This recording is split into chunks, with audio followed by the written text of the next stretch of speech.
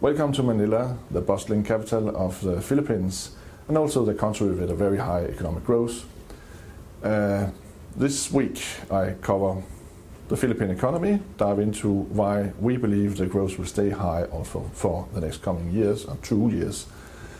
International investors have been worried about the outlook for the Philippines and also the direction after President Duterte he took over the office on the 30th of June this year.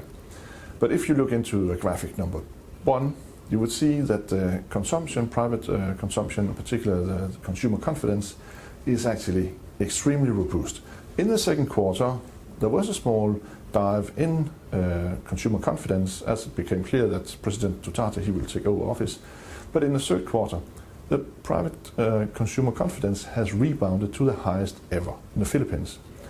Also, if you look around in the Philippines, you would notice that the building activity is extremely high. And if you look into graphic number 2, you will see the number of new building permits for the second quarter are also reaching the highest ever in the country's history. It's not only in Manila, it's also in other urban areas in the Philippines, but also even semi-urban areas, where you see an extreme high activity within the building sector, and this spreading into the demand of household appliances, continued very robust private consumption, and we see this continuing next 24 months.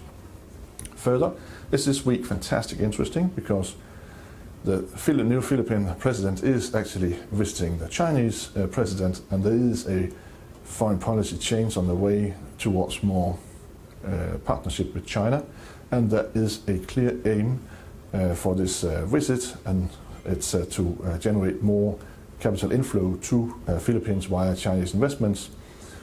And it's also underlined, if you look into the very, very big delegation of business leaders from the Philippines that is visiting Beijing at the same time. It's 250 big wigs from the Philippines that has joined in to China this week. So there's a lot of expectations about more capital inflow from China. We will see this week if it happens. We believe it does. If you want to read more, look into our economic spotlight. Thank you.